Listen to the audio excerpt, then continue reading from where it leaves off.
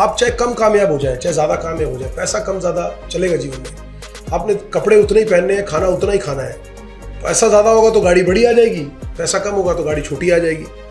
लेकिन सबसे इंपॉर्टेंट है आदमी का बेहतरीन इंसान होना। आप एक अच्छे इंसान हो ना, तो आपकी आत्मिक संतुष्टि बहुत ज़रूरी है। आप किसी को चीट ना करें, आप किसी की आत्मा ना दुखाएं, किसी के पैसे ना मारें। ये जो चीज़ें हैं ना, ये चीज़ें आपको अंदर की खूबसूरती देती हैं। और मुझे लगता है कि परिवार के अलावा एज ए इंडिविजुअल अगर आप बात करें तो कामयाबी, पैसा और बाकी सब चीज़ों से इंपॉर्टेंट है आदमी का बेहतरीन इंसान होना। मुझे लगता है काम के लिए समय निकालना नहीं पड़ता। काम के लिए समय, सिर्फ आपके अंदर वो पैशन होना चाहिए काम के लिए, और काम के लिए आपके अंदर जुनून होना चाहिए। आपको समय निकालना नहीं पड़ता, समय आपके लिए हमेशा उपलब्ध रहता है काम के लिए। तो सतीश कौशिक जी ने उसके अंदर एक बात कही थी कि भाई हमारे फादर कहा करते थे कि बेटा काम वो करना जिसमें तुम्हारा मन लगे, जिसमें तुम्हारा दिल लगे। आप अंत में वो काम करके भले हार जाओ, लेकिन आप कम से कम आप ये नहीं बोलोगे कि आपने अपने दिल की नहीं की। तो स्कूल लाइफ की बात करूं तो शायद मुझे लगता है कि स्कूल के जितने टीचर्स होंगे, जितने मेरे को स्टूडेंट्स होंगे, वो सोचते होंगे कि ज़्यादा से ज़्यादा ये 10-20 हज़ार रुपये की नौकरी कर लेगा, टाइम पास कर लेगा। बिकॉज मैं बहुत ही एवरेज स्टूडेंट था। और एवरेज स्टूडेंट की अगर बात करो तो मुझे लगता है कि आज भी 1-2 रिकॉर्ड तो ऐसे होंगे पढ़ाई में उस स्कूल टाइम के जो मेरे नाम पे ही होंगे शायद। मुझे लगता है मैं मैथ्स में सबसे वीकेस्ट स्टूडेंट था अपनी क्लास में। और मुझे लगता है कि मुझे ये भी ध्यान नहीं कि मैंने कितने टेस्ट में 0, 1, 2 नंबर लिए होंगे मैथ्स में।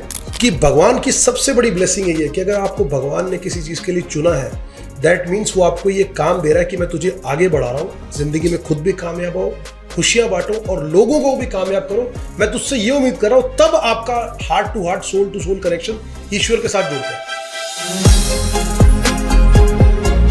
हेलो, नमस्ते। चाय के साथ दिल की बात पर आपका स्वागत है। आपके साथ मैं हूं निशा सिंह और ये इसका नया एपिसोड बिल्कुल ताजा तरीन। अब आप सोच रहे होंगे कि भाई ये मोहतरमा कहाँ से आकर बैठ गई, कौन है ये मोहतरमा? और अगर जानते होंगे तो भी सोच रहे होंगे कि ये कहाँ से आके बैठ गई यहाँ पर तो कोई और बैठता था। तो भाई आपके पुराने होस्ट कहाँ हैं? सर्च करें, कहाँ है, कहाँ है, कहाँ है, यहाँ है। और आज बैठे ये गेस्ट की कुर्सी पर। भाई ऐसा क्यों? आपके दिल में सवाल आ रहा होगा, मेरे दिल में भी आ रहा है।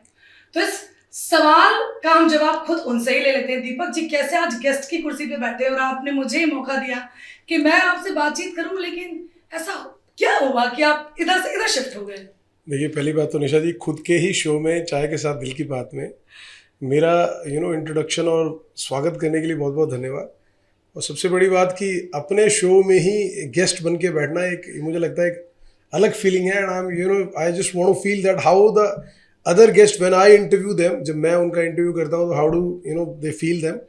तो एक अच्छा अनुभव होने वाला है। And I am pretty sure कि आज आपने जो कहा है तो मुझे लगता है कि चाय के साथ दिल की बात में बहुत सारी बातें करेंगे। और नहीं, एक्चुअली डिमांड में था ये आपकी तरफ से क्रिएट किया गया है या नहीं, लेकिन हम सभी के दिमाग में जरूर था कि भाई आप हमेशा लोगों से दिल की बात को रखते हैं, बहुत बातें निकलवाते हैं कि कोई ऐसी मंशा, कोई ऐसी चीज, कोई ऐसी बात जो जिंदगी में रह गई हो। तो भला हम ये अपॉर्चुनिटी कैसे मिस कर सकते हैं? हम ऑफिस के तमाम लोग सोचते थे भाई किसी दिन अगर मौका मिलेगा ना तो दीपक जी से भी चाय के साथ दिल की बात हम करने वाले हैं। तो आज इस एपिसोड को हम शुरू कर लेते हैं जी। दीपक जी, सबसे पहला सवाल यही होगा, इतने साल आप मीडिया में रहे, इतना लंबा आपका करियर रहा, कैसे दिमाग में आया कि मुझे खुद का अपना चैनल डालना है? क्योंकि ये भी एक चीज होती है कि मीडिया वालों के लिए एक चीज कही जाती है कि भाई उनके पास घर वालों के लिए वक्त ही नहीं होता है। और अगर आप इसमें आ गए हैं कि खुद का ही चैनल शुरू किया, उसको एस्टैब्लिश करना मतलब वक्त की भीषण कमी। हाँ, फिर आप कैसे मैनेज कर रहे हैं, घर वाले कैसे मैनेज कर रहे हैं, कैसे सोचा? देखिए निशा, सबसे पहली बात तो है कि मुझे लगता है काम के लिए समय निकालना नहीं पड़ता। काम के लिए समय, सिर्फ आपके अंदर वो पैशन होना चाहिए काम के लिए, और काम के लिए आपके अंदर जुनून होना चाहिए जी। आपको समय निकालना नहीं पड़ता, समय आपके लिए हमेशा उपलब्ध रहता है काम के लिए। It is all about time management. और मैं जो आपने सवाल किया कि how do I came into this business और इतने साल नौकरी करने के बाद, हाँ ये एक महत्वपूर्ण सवाल है। लेकिन निशा, मेरा ये मानना है कि इतने साल नौकरी करने के बाद मैं एक चीज़ समझ पाया, इतनी कंपनीज को, बहुत सी ऑर्गेनाइजेशंस को हेड भी किया और बहुत सी ऑर्गेनाइजेशंस में बड़ी जिम्मेवारियां निभाई, तो मेरे कहीं ना कहीं हमेशा से एक मन में एक फीलिंग थी कि मैं अपना काम, and I wanted to start my own venture. उसके लिए at this point of age it needed a lot of courage कि मतलब आप एक बहुत हैंडसम सैलरी ड्रॉ करते हैं, आप एक ऑर्गेनाइजेशन को हेड करते हैं और उसके बाद आना और अपने वेंचर को शुरू करना, इन्वेस्टमेंट करना और जीरो से, स्क्रैच से शुरू करना। बट मैं एक बात जरूर कहूँगा, ये आज मैंने आने के बारे में नहीं सोचा। It was due from lot many years. और शायद मैं उस बात के लिए मुझे अपने आप को कन्विंस करने में बहुत समय लगा कि मुझे अपना काम करना है जो मेरे दिल की बात है, क्योंकि मुझे लगा कि मैं काम के प्रति बहुत संजीदा हूँ, बहुत ही जुनूनी आदमी हूँ। और हमेशा से लिए जब मैं जॉब भी करता रहा इतने साल, तो मैंने पूरे पैशन के साथ वो काम किया। लेकिन मुझे एक बात याद आती है कि एक बात मेरे दिल को बड़ी छू गई थी। सतीश कौशिक जी बॉलीवुड एक्टर, डायरेक्टर थे, प्रोड्यूसर थे, मेरे बड़े करीबी थे और उनके साथ मेरा बड़ा पारिवारिक एक मधुर संबंध थे। अब वो हालांकि दुनिया में नहीं है, और सतीश कौशिक जी की यादें और उनका प्यार और आशीर्वाद निश्चित तौर पे मेरे और मेरे जैसे बहुत से लोगों के साथ जो उनको प्यार करते हैं उनके साथ है। उनके इंटरव्यू के दौरान, हालांकि हम खुद भी ऐसी बातें जानते हैं, लेकिन उनकी एक इंटरव्यू मैंने सुना था जो किरण जुनेजा जी ने उनका एक इंटरव्यू लिया था सतीश कौशिक जी का जी।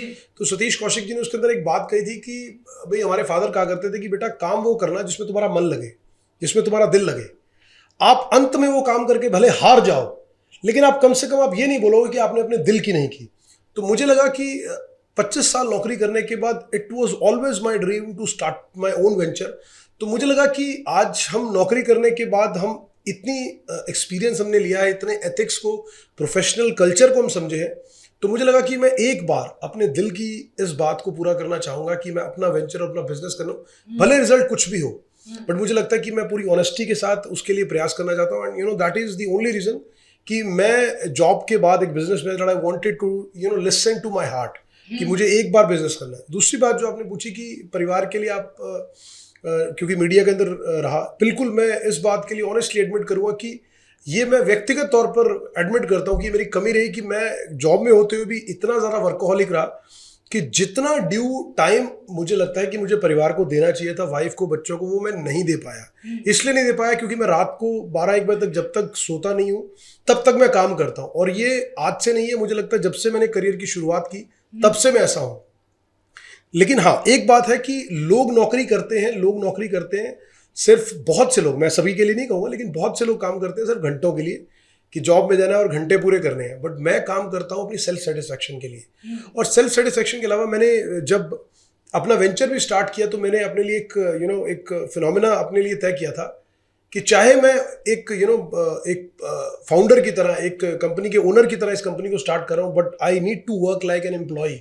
एज एन एम्प्लॉय जैसे एक आदमी नौकरी पर जाता है, मुझे उसी शिद्दत, उसी डिसिप्लिन के साथ, उसी मेहनत के साथ अपनी कंपनी के अंदर काम करना है जैसे मैं नौकरी करता रहा। लेकिन हाँ, अब अपना काम करने के बाद मुझे कुछ चीज़ों की, मैं व्यक्तिगत तौर पे कहूँगा कि मुझे थोड़ा सा कंफर्ट फील होता है इस बात का कि मैं अपने परिवार को अपनी मर्जी से समय दे सकता हूँ। क्योंकि मुझे लगता है अपने काम के घंटे मैं खुद तय कर पा रहा हूँ कि मुझे लगता है कि आज मैं 2 बजे से काम करूँगा और रात के 12 बजे तक काम करूँगा और सुबह मुझे परिवार के साथ जाना है, so I can spare that time. So that is an added advantage which I personally feel that I do have at this point of time. और मुझे लगता है कि पहले के मुकाबले, this is my personal opinion, लोग हो सकता है बिजनेस करने वाले शायद डिफर करते हो, बट मुझे लगता है कि पहले के मुकाबले शायद मैं ज्यादा बेहतर सामंजस्य बना पा रहा हूँ काम और परिवार के साथ। क्योंकि नौकरी के अंदर क्या होता है कि आपके घंटे फिक्स है, आपके टाइमिंग फिक्स है, तो you need to report on the specific timings. But आज मैं अपने काम के घंटे खुद तय कर पा रहा हूँ और परिवार के साथ साथ मैं अपने काम के अंदर भी काम उसी शिद्दत से करता हूँ जैसे नौकरी के अंदर एक एम्प्लॉय करता है, सो उसी पैशन के साथ। सो आई थिंक तो बैलेंस मुझे लगता है कि मैं बेटर बना पा रहा हूँ। बिल्कुल, मैनेजमेंट आप बेहतर कर पा रहे हैं, वक्त आप उतना ही दे रहे हैं लेकिन अपने अनुसार दे रहे हैं और कहीं ना कहीं उसी अनुसार आप फैमिली को भी बता पा रहे हैं कि भाई इस टाइम पर मैं अवेलेबल रहूंगा तो आप भी अवेलेबल रहें। मैनेजमेंट ज्यादा बेहतर आपका हमेशा सही रहा है, इसमें कोई दो राय नहीं। पढ़ाई को लेकर आप क्या सोचते हैं? एजुकेशन कितना ज्यादा जरूरी है कामयाबी पाने के? एक सवाल। दूसरा, कई सारे ऐसे लोग हैं जिनको मैंने देखा है, जाना, मेरे भी काफी क्लोज लोग हैं, हम दिल्ली में रहते हैं, यहाँ पर बहुत सारे लोग होते हैं जिनको मॉडलिंग से, एक्टिंग से जुड़ना होता है, यहाँ पर पढ़ाई जरूरी नहीं रहती है। तो वो लोग ये समझते हैं कि अरे पढ़ाई जरूरी, पढ़कर क्या मतलब? वो आपको लगता है जिंदगी में एजुकेशन, पढ़ाई बेहद जरूरी है, फिर चाहे फील्ड आपका, एरिया आपका कुछ भी हो? लेकिन निशा, इसमें मुझे लगता है कई 2 सिचुएशन ऐसी हैं जिसमें लोगों का इस बात को लेकर विरोधाभास रहेगा, कॉन्ट्राडिक्टरी रहेगा। कॉन्ट्राडिक्टरी इसलिए कि आज अगर आप समाज के अंदर देखें तो लाखों करोड़ों अनगिनत ऐसे एग्जाम्पल्स हैं कि जो पढ़ाई के दम पर ही जिन्होंने करियर बनाया, जिंदगी का कामयाबियां छुई, चाहे वो आप बात कर लीजिए बड़े बड़े जो पोजीशंस के ऊपर बैठे हैं, चाहे आईएम्स इंस्टीट्यूट से पढ़े हुए लोग हैं, आईएएस आईपीएस ऑफिसर्स हैं, डॉक्टर्स हैं, इंजीनियर्स हैं, वो सब पढ़ाई के दम पे ही करियर बनाया। जी। अगर हम दूसरी तरफ बात करें तो बहुत से उतने ही लाखों करोड़ों एग्जाम्पल ऐसे भी हैं जो पढ़ाई में बहुत साधारण रहे, बहुत एवरेज रहे, बट उन्होंने जिंदगी के अंदर अपने फील्ड के अंदर कामयाबी के ऐसे आयाम स्थापित किए कि उनकी पढ़ाई उनके उस काम के आगे मतलब कहीं मायने ही नहीं रखती। आप एग्जाम्पल ले लीजिए legend, Indian cricket legend Sachin Tendulkar ji का। सचिन तेंदुलकर जी मैट्रिक में विनोद कांबली और इकट्ठे पढ़ते थे, वो शायद फेल हुए थे उस टाइम पे, और आज सचिन तेंदुलकर के नाम पर किताबें लिखी जाती हैं और वो थ्योरी का हिस्सा है, वो बुक्स का हिस्सा है, वो एजुकेशन सिस्टम का हिस्सा है। विराट कोहली को देख लीजिए, जो पढ़ाई उन्होंने करने के बाद और उसके बाद जब उन्होंने क्रिकेट छोड़ा तो उनकी पढ़ाई छूटी बीच में।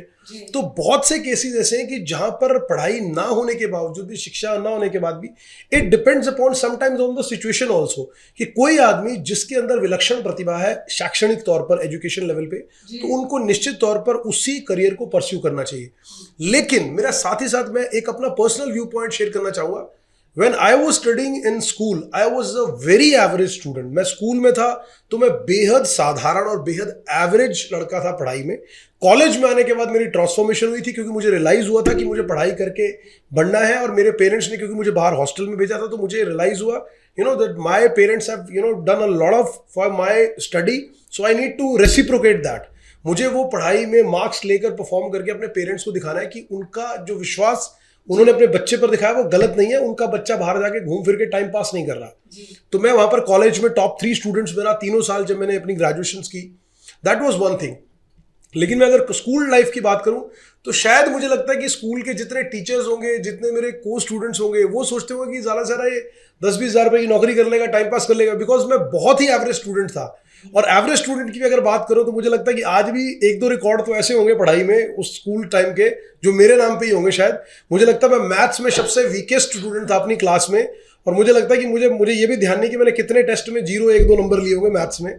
तो आज आपके सामने एक लड़का बैठा और मैं इसमें अपनी कोई काबिलियत नहीं मानता। मुझे लगता है वो शायद मेरे माँ बाप के संस्कार और उनका आशीर्वाद था और ईश्वर की ब्लेसिंग्स थी। नहीं तो मुझ में ना तो कोई खासियत है, ना मेरी औकात कि मैं जिंदगी में फ्लरिश कर सकूं और मैं एक बहुत अच्छी लाइफ जी सकूं। तो मुझे लगता है कि कहीं ना कहीं वो ईश्वर खुश है, या ईश्वर ने ही नज़र ऐसी की है कि मैं एक परिवार के साथ अच्छा जीवन जी पा रहा हूँ, अच्छी रिस्पेक्ट की लाइफ जी पा रहा हूँ।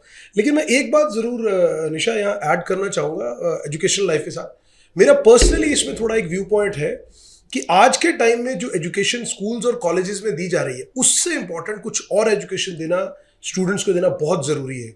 आज का जो टाइम है, जिस तरह से बच्चे आज मॉडर्नाइजेशन, वेस्टर्नाइजेशन की तरफ जा रहे हैं, हमारे स्कूल्स के अंदर ही, हमारे करिकुलम के अंदर ही हमारे जितने भी त्योहार हैं, कल्चर है, धर्म है, उसकी जानकारी ज़रूर होनी चाहिए कि हमारे बच्चे जो है वो केवल पूरी तरह से वेस्टर्नाइज ना हो जाए।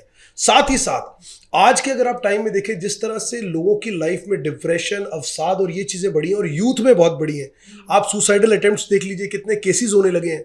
तो बच्चों को स्कूल और कॉलेज लाइफ में ही उनकी इमोशनल वेलनेस की क्लासेस भी थ्योरी का पार्ट होनी चाहिए और करिकुलम का पार्ट होनी चाहिए बच्चों की। वन आई फील इज कि जितने भी हमारे फेस्टिवल्स हैं, त्योहार और धर्म ग्रंथ है, उनकी बेसिक और मूलभूत जानकारी हमारे शैक्षणिक उसके अंदर होनी चाहिए। बिकॉज ये 2 चीज़ें ऐसी हैं जो आपकी ज़िंदगी में काम आएगी। जब आप ज़िंदगी में गलत रास्ते या ट्रैक से भटकते हैं तो ईश्वर द्वारा दिखाए गए मार्ग को अगर अपनाते हैं तो मोस्टली आप सही दिशा में जाएंगे और ज़िंदगी में आप फ्लरिश ज़रूर करेंगे। और दूसरा, अगर आप इमोशनल वेलनेस, यानी कि आप इमोशनली अपने आप को हैंडल कर सकते हो टफेस्ट ऑफ द सिचुएशन में, क्राइसिस सिचुएशन में, तो आप ज़िंदगी में जितनी भी वर्स्ट सिचुएशन आएगी आप अपने आप को कूलली निकाल जाओगे। क्योंकि भगवान श्री कृष्ण गीता में कहते हैं कि समय कभी एक जैसा नहीं रहता।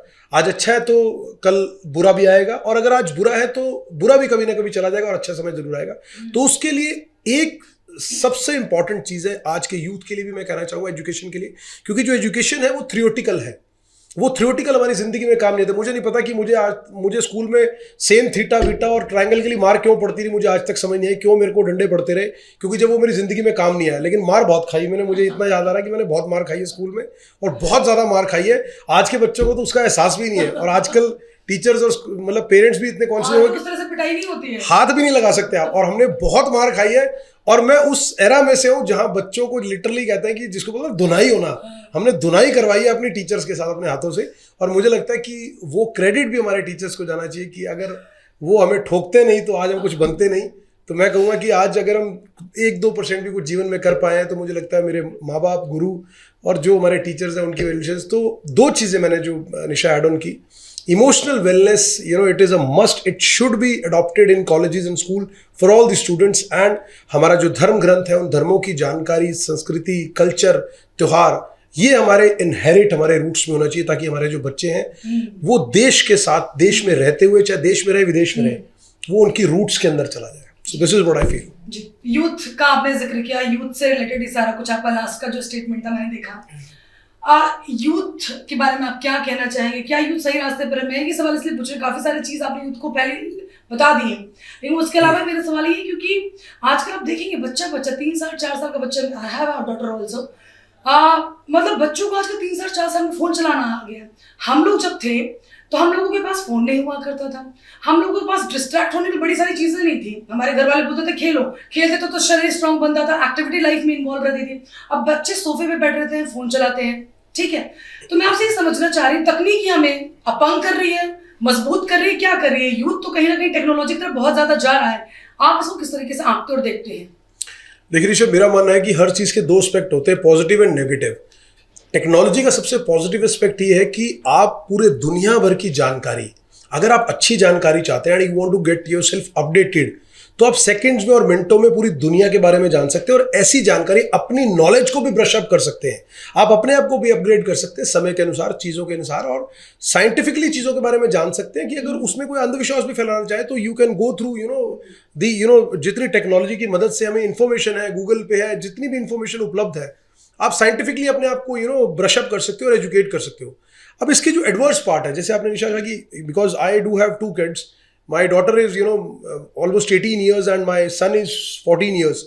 तो आज के जो बच्चे हैं, जैसे आपने कहा कि आजकल समय की बात करें, जैसे वी हैव हम जब बड़े हुए तो हम 90s के दौर में हो, जब टीवी नहीं होता था, और अगर जब मोबाइल नहीं होता था और टीवी होता था तो घर में एक टीवी होता था। मुझे आज भी ध्यान है, पहले ब्लैक एंड व्हाइट टीवी आया करते थे, फिर कलर टीवी आना शुरू, और कलर टीवी भी एक घर में एक कमरे में लगता था, पूरा परिवार एक साथ बैठ के देखता था। सीमित मात्रा में प्रोग्राम थे, पूरा परिवार देखता था, चाहे वो बात याद करिए, वो रामायण का समय, महाभारत का समय, तो पूरे परिवार के लोग एक टाइम पे बैठते थे, और अगर 2 घंटे के लिए टीवी चलता था तो 2 घंटे के लिए चलता था, फिर सभी लोग अपने अपने काम में व्यस्त हो जाते थे, बच्चे आउटडोर चले जाते थे। एक चैनल होता था तो टाइम होता था ना, कि इस टाइम पर कार्टून आएगा, इस टाइम पर भक्ति प्रोग्राम होगा, इस टाइम पर फिल्म आएगी, सब साथ में बैठते थे और देखते थे, तो कहीं ना कहीं टाइम स्पेंड भी होता था जैसा। यस, उनमें आत्मीयता भी थी, और सबसे बड़ी बात है कि जब आप आपस में बैठ के बात करेंगे, when people are sitting together, family members are sitting together, तो आप 10 दिल की बातें करेंगे, आज आपने पूरे दिन में क्या किया, बच्चों के साथ क्या किया, स्कूल में क्या किया, कॉलेज में क्या करके, आप 4 बातें डिस्कस करोगे। But now the scenario is entirely change. मतलब अगर आज आप बात करोगे, कोई भी बच्चा है, तो पेरेंट्स को भी लगता है, it is everywhere, it is not कि आपके हमारे घर की बात है। आज बच्चे को 2-3-4 साल का बच्चा अगर 2 बार अपने मदर फादर के पास चला जाए तो मोबाइल पकड़ा देंगे कि चुप होकर बैठ जाएगा, 2 घंटा हम अपना काम कर लेंगे, बिकॉज एवरीबडी इज बिजी। और हम बिजी नहीं भी हो तो भी pretend to like that we are so much busy. एक घर में अगर आप देखेंगे कि 4 लोग बैठे हैं, तो चारों लोग एक कमरे के अंदर कोने में अलग अलग बैठे हैं, और चारों लोग मोबाइल लेके बैठे हैं। क्या मोबाइल ही हम सब लोगों का जीवन हो गया? और ये जिसको बोलते हैं this is a harsh reality, ये हम सब फेस कर रहे हैं, आप, मैं, दुनिया के सारे लोग। और सबसे बड़ी प्रॉब्लम इसमें क्या है कि आज का जो यूथ है, अगर आप अपने बच्चे को मोबाइल नहीं देंगे, टीवी नहीं देंगे, टेक्नोलॉजी नहीं देंगे, तो वो आपको अपने बच्चों के फ्रेंड्स के एग्जांपल्स कोट करेगा कि पापा वो मोबाइल लेके आता है, वो आईफोन 15 लेके आता है, वो आईफोन 16 लेके आता है, पापा उसके पास तो आईपैड भी है, वो बच्चे तो उनके मम्मा तो मना नहीं करते। So you have to live with this situations. इसका एक ही तरीका, और सबसे बड़ी इसमें एक प्रॉब्लम क्या है, unwanted information which is not required to get into the brains of the youth. जो बच्चे हैं उनके दिमाग में वो जानी नहीं चाहिए। आप अच्छी चीजें, स्पोर्ट्स रिलेटेड, खेल, हेल्थ, इनसे रिलेटेड, एजुकेशन से रिलेटेड, करियर बनाने वाली इंफॉर्मेशन बच्चे जितनी पढ़े वो उतनी अच्छी है। बट प्रॉब्लम ये है, आप 24 घंटे मोबाइल ट्रैक नहीं कर सकते, उनके आईपैड्स ट्रैक नहीं कर सकते। बच्चा अगर बैठा है अपने कमरे में, he is saying that I am studying, and you don't know, because internet you have to give, because आजकल ऑनलाइन स्टडीज होने लगी है, ऑनलाइन क्लासेस होने लगे हैं, ऑनलाइन पेपर्स होने लगे हैं।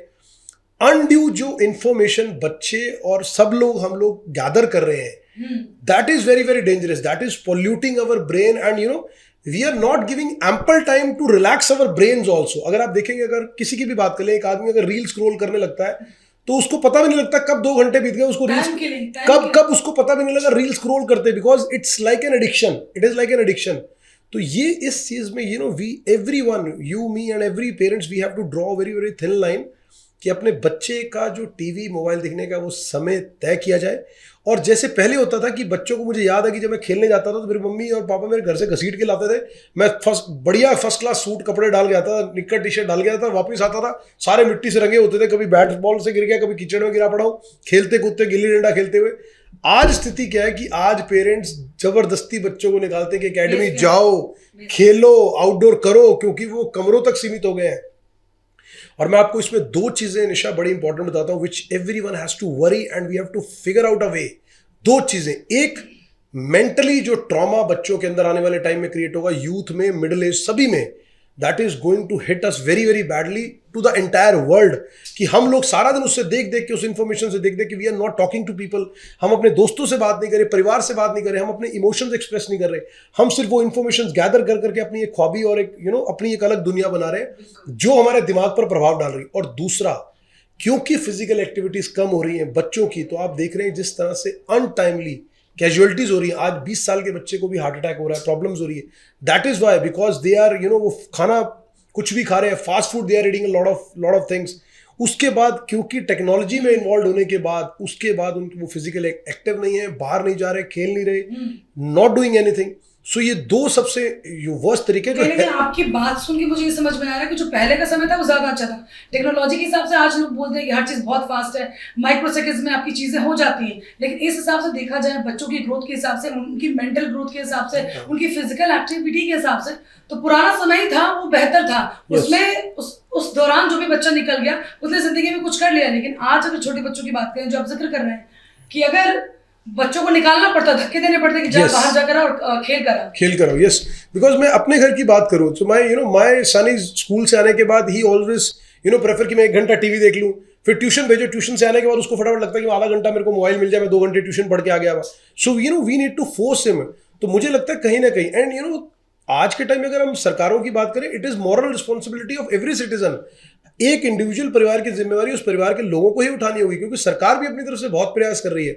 You look at all the states. अगर आप हरियाणा की बात करें तो कितना कुछ नहीं कर रहे, लोगों को इनकरेज के लिए राहगिरी प्रोग्राम्स कर रहे हैं, लगातार मैराथन्स हो रही है, पता नहीं कितना कुछ हो रहा है फिजिकल एक्टिविटीज के लिए, आउटडोर गेम्स के लिए प्रमोट करने के लिए। But it is us, because हम लोग भी, इंक्लूडिंग मी ऑल्सो, हम उस भेड़ चाल का हिस्सा है जहां हम ना चाहते हुए भी बच्चों को कॉन्वेंट स्कूल्स में पढ़ा रहे हैं, हाईली एजुकेटेड स्कूल्स में पढ़ा रहे हैं, और वहां पर कल्चर वही है, the things are getting into it. मैं नहीं कह रहा कि उसमें सारी चीजें बिल्कुल बुरी नहीं है। हमारी मॉरल दायित्व बनता है कि हम अपने बच्चों को ज्यादा इन चीजों की शिक्षा दे जो जीवन के लिए, मॉरल वैल्यूज के लिए, हेल्थ के लिए बेनिफिशियल है। ये हमारी ड्यूटी है। स्कूल्स अपना काम कर रहे हैं, वो पढ़ा रहे हैं, चाहे कॉन्वेंट स्कूल है, चाहे गवर्नमेंट स्कूल है, सभी लोग they are doing their good work, वो सभी लोग अपना अच्छा काम कर रहे हैं। फैमिली की और पेरेंट्स की जो क्लोजली ज्यादा बच्चों के साथ रहते हैं, it is their moral responsibility to guide their child and draw a thin line. Life की अगर बात कर लें, लाइफ में क्या सबसे ज्यादा जरूरी आपको लगता है? पैसा, परिवार, कामयाबी? क्योंकि आप कामयाबी के पीछे जाएंगे तो आपको वक्त देना पड़ेगा, परिवार पीछे छूटेगा, पैसा आएगा। कैसे इन सारी चीजों का मैनेजमेंट करें?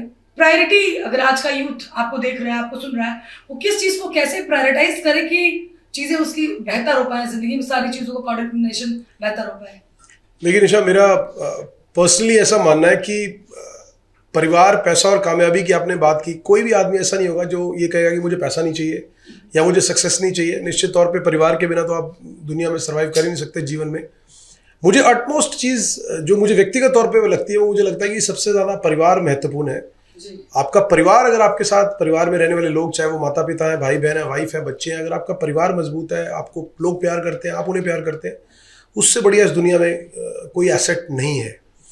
और जहाँ तक बात है कामयाबी और पैसा की, मेरा मानना निशा जी ये है कि पैसा आप ज़्यादा कमा लेंगे तो थोड़ी लग्जरी ज़्यादा आ जाएंगी, कम कमा लेंगे तो लग्जरीज कम होंगी। खाना आपने उतना ही खाना है। आप आज बड़े से बड़े लोग देख लीजिए जिंदगी में, जिनके पास दुनिया का सबसे ज़्यादा पैसा है, शायद वो सबसे ज़्यादा कम खाना खाते हैं। आप उनको दलिया, सूप और सैलड खाते हुए देखेंगे। और जो एक लेबरियस आदमी है, चाहे वो कम पैसा कमाने वाला हो सकता है, वो 10 चपातियाँ भी खा रहा हो, 4 परोठे भी खा रहा हो, लेकिन जितना ज़्यादा पैसा होगा, जितनी ज़्यादा कामयाबी होगी, उतनी ज़्यादा आप देखेंगे कि आपके पास खाने के लिए भी समय नहीं है, परिवार के लिए भी टाइम नहीं है। तो मुझे पर्सनली ऐसा लगता है कि इन तीनों चीज़ों की अगर आप बात करें तो परिवार सबसे महत्वपूर्ण है। और परिवार के अलावा जो मैं एक पर्सनली एक चीज़ निशा जी मानता हूँ, जो मैं अपने बच्चों को मतलब बार बार ये कहता हूँ, मुझे लगता है कि जितने भी लोग हैं शायद मुझे लगता है इससे कोरिलेट करेंगे। मुझे लगता है कि जिंदगी में मैं पर्सनली इस बात को बहुत बिलीव करता हूँ, आप चाहे कम कामयाब हो जाए चाहे ज़्यादा कामयाब हो जाए, पैसा कम ज़्यादा चलेगा जीवन में। आपने कपड़े उतने ही पहनने हैं, खाना उतना ही खाना है। पैसा ज़्यादा होगा तो गाड़ी बड़ी आ जाएगी, पैसा कम होगा तो गाड़ी छोटी आ जाएगी। लेकिन सबसे इंपॉर्टेंट है आदमी का बेहतरीन इंसान होना। आप एक अच्छे इंसान हो ना तो आपकी आत्मिक संतुष्टि बहुत ज़रूरी है। आप किसी को चीट ना करें, आप किसी की आत्मा ना दुखाएं, किसी के पैसे ना मारें। ये जो चीज़ें हैं ना, ये चीज़ें आपको अंदर की खूबसूरती देती है। और मुझे लगता है कि परिवार के अलावा एज ए इंडिविजुअल अगर आप बात करें तो कामयाबी, पैसा और बाकी सब चीज़ों से इंपॉर्टेंट है आदमी का बेहतरीन इंसान होना, कि आप एथिक्स के इंसान हो, लोगों का दिल नहीं दुखाते, आत्मा नहीं दुखाते। और ख़ास तौर पे मेरी मतलब आज के लोगों को, यूथ को भी मेरी एडवाइस है कि पैसे के मामले में just be very very fair. चाहे किसी के साथ हो, 1 रुपए की डीलिंग है, चाहे 1 लाख रुपए की डीलिंग है, चाहे 1 करोड़ की डीलिंग है, बट बी वेरी फेयर। किसी भी आदमी का पैसा मत मारिए और पूरी ईमानदारी के साथ जिसके साथ भी आप रिश्ता करते हैं अपनी तरफ से टिल द टाइम की कोई बहुत ही ज़्यादा कुछ ऐसी चीज़ ना हो जाए। You know, be try and be very honest in every relationship जो आपके दिल के करीब है, तो आप उसको पूरी दिल से निभाने की कोशिश कीजिए। This is what I feel. Human tendency मैंने अक्सर लोगों की देखी, अपने घर परिवार में भी देखी, लोग दूसरे की सफलता की कामना करते हैं। अगर कोई बच्चा घर का ऐसा होता है जो लीक से हटकर कोई काम करता है तो कहीं ना कहीं उससे जेलसी करने वाले लोग भी होते हैं, उसको पुल डाउन करने वाले लोग भी बहुत सारे होते हैं और कहते हैं कि देखो क्या कर रहा है, कैसे करेगा, कर ही नहीं पाएगा। इसके बारे में आप क्या बोलोगे? What is this human tendency, किस तरह से काम करते हैं? क्योंकि आप पहले सफलता के लिए ताने मारते हैं और जब कोई कुछ काम करने के लिए निकलता है तो मोटिवेट करने के बजाय घर के सदस्य होते हैं जो नीचे खींचते हैं। देखिए निशा, इसमें मुझे लगता है कि एक ह्यूमन साइकोलॉजी जो मैं पर्सनली इसको असेस कर पाया हूँ या फील कर पाया हूँ।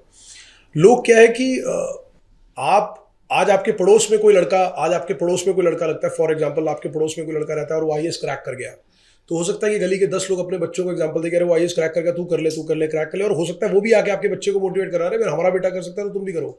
लेकिन जिस दिन आपका बेटा कर जाएगा ना, तो उस दिन वो आपका बेटा उनको एक आंख नहीं सुहाएगा और आप एक आंख नहीं सुहाएगा, क्योंकि उनको लगेगा कि अभी हमारे लेवल पे आ गया, तो लोगों को सलाह देना बड़ा अच्छा लगता है। लेकिन जब सामने वाले राइज करते हो, एक बात और आपने जो कही लीक से हटके, आज आप मैं एग्जांपल के तौर पे बात करूं कि आज म्यूजिशियंस होते हैं बड़े, मैं किसी की बात सुन रहा था, किसी एक सिंगर की, कि वो जब सिंगिंग करते थे तो उसके पेरेंट्स मारते थे कि यार क्या ये तो किस गंदे कामों में पड़ गया, सिंगिंग, ये गाने में अपना करियर बनाओ, अपना डॉक्टर बनो, वो काम करो। लेकिन जब वो बन गया तो जब उन्हीं के रिश्तेदार और सब पेरेंट्स आने लगे, आपका बेटा तो एक नेशनल क्रश बन गया जी, इतना बड़ा सिंगर बन गया, इतना बड़ा नाम बन गया, वही लोग बधाई देने लगे, चाहे मन मार के बधाई देने आते हो, लेकिन आने लगे। लेकिन जब तक उसको सफलता नहीं मिली तब तक लेग पुलिंग करने वाले भी थे और लोग थे। एक निशा, मैं इसमें एक और इंपॉर्टेंट फैक्टर आपको बताना चाहूंगा कि जो मुझे लगता है कि लोग जहां पर मिसकंसेप्शन करते हैं, आपने कभी भी देखा होगा कि अगर एक आदमी समृद्ध है तो उसकी कोशिश रहेगी कि मैं समृद्ध से समृद्ध हो जाऊं, लेकिन जो बाकी लोग हैं वो कभी मेरे बराबर समृद्ध ना हो पाए या एम्पावर्ड ना हो पाए। पर मुझे लगता है कि लोग यही मिस्टेक करते हैं, लोग यही मार खाते हैं। उसका मैं आपको एक सिंपल फिलॉसफी जिसमें मैं बिलीव करता हूं, और मुझे लगता है कि ये भगवान की ब्लेसिंग है कि अगर ईश्वर ने किसी आदमी को एम्पावर किया है और आपको ब्लेस किया है किसी चीज से, तो आप लोगों को एम्पावर करिए, जिंदगी में कामयाब होने के लिए उनको मदद करिए, एम्पावर करिए। उसका कारण है आज आपका अच्छा समय चल रहा है। आज आपके एग्जाम्पल के तौर पर आज एक परिवार की बात करते हैं, बड़े परिवारों में ऐसा होता है कि एक परिवार में से एक बंदा बड़ा कामयाब बिजनेसमैन बन गया, पता लगता है कि उसके 2 बिजनेसमैन जो भाई थे वो तो गरीब ही रह गए। बड़ी एग्जांपल्स हमने देखो कि 2 भाई तो गरीब ही रह गए जी, वो तो बेचारे स्ट्रगल ही कर रहे हैं, जो भी। हाँ, मतलब मैं एक जनरल एग्जांपल ले रहा हूँ सिनेरियो में, अगर सोसाइटी की बात करें तो वो जो 2 भाई हैं उनको ये लगता है कि बड़ा भाई इतना समृद्ध हो गया, हमें मदद नहीं कर रहा है यार, हमें भी एम्पावर कर सकता है। और बड़े भाई को लगता है कि भाई मैंने तो अपनी मेहनत से किया है, मैं इनको क्यों समृद्ध करूँ, तुम्हारी किस्मत तुम्हारे साथ। बट यहां पर एक मिसकंसेप्शन है विच आई पर्सनली फील कि ऐसा नहीं होना चाहिए। एग्जाम्पल के तौर पे आज जो आदमी समृद्ध है, आज उसने अपने अगर भाइयों को समृद्ध नहीं किया और वो कमजोर ही रह गए फाइनेंशियली, सोशली। फॉर एग्जाम्पल मान लीजिए कि अगर उसके ऊपर कभी विपरीत समय आया और कभी टफ टाइम आया, तो वो जो उनके सगे भाई हैं, जो उसका सगा खून है या जो बिल्कुल क्लोजेस्ट लोग हैं, वो भी उसको सपोर्ट नहीं कर पाएंगे, क्योंकि वो जब उस कैपेसिटी में था कि उनको एम्पावर करके मजबूत बना सकता था, उसने उनको मजबूत नहीं बनाया और कमजोर के कमजोर रह गए। और उसने कमजोर इसलिए छोड़ दिया था कि मैं मजबूत हूं, मुझे क्या जरूरत है, ये अपने साथ करेंगे। लेकिन काश अगर वही आदमी उन लोगों को भी मजबूत बना देता, तो आज जब आपका टफ टाइम आया तो आपके 2 बाजू आपके साथ खड़े हुए, क्योंकि आपने उनको एम्पावर करके उस कैपेसिटी में पहुंचा दिया जहां से वो आपके साथ पिलर ऑफ स्ट्रेंथ होंगे। तो लोग यहां मिसकंसेप्शन करते हैं कि लोग अपने लोगों को, जो साथ वाले लोग हैं, लोग खुद तो बढ़ना चाहते हैं, लोग लोगों को नहीं बढ़ाना चाहते हैं। और आप इस चीज को समझना बड़ा जरूरी है कि भगवान की सबसे बड़ी ब्लेसिंग यही है कि अगर आपको भगवान ने किसी चीज के लिए चुना है, दैट मीन्स वो आपको ये काम दे रहा है कि मैं तुझे आगे बढ़ा रहा हूँ, जिंदगी में खुद भी कामयाब हो, खुशियां बांटो और लोगों को भी कामयाब करो। मैं तुझसे ये उम्मीद कर रहा हूं, तब आपका heart to heart, soul to soul connection ईश्वर के साथ जुड़ता है। तो मुझे लगता है कि बड़े लोगों को ये समझने की जरूरत है कि अगर आप समृद्ध हो और ईश्वर ने आपको ये मौका दिया ना, please do try and empower people. और सेल्फलेसली, वो आपके काम आए या ना आए वो एक अलग बात है, वो काम आपकी जिंदगी में कभी भी ना आए, but you must empower people. वो आपकी जिंदगी बदलने के लिए आप देखेंगे कि ईश्वर आपको 10 हाथों से देगा, 2 हाथों से नहीं। बस आप लोगों को एम्पावर करने के लिए अपनी पहल कीजिए। बहुत खूबसूरत लाइन, वेरी ट्रू लाइन। मैं कोरिलेट कर पा रही हूँ, कुछ लोग हैं ऐसे मेरी जिंदगी में जो करते हैं, जिनको मैंने देखा है। तो आप जब कह रहे थे, होता है हमारे साथ कि हमारी जिंदगी में जो हम उन्हीं को इमेजिन कर पाते हैं, तो कुछ ऐसे लोग हैं जो बिल्कुल सेल्फलेस, सभी के लाइफ में होते हैं, सभी के लाइफ में होते हैं, सेल्फलेस होकर काम करते हैं और मदद करते हैं। तो आपने जैसे बताया कि ऊपर वाला 1 हाथ 2 हाथ से नहीं 10 हाथ से देगा, तो इतना I was feeling very proud.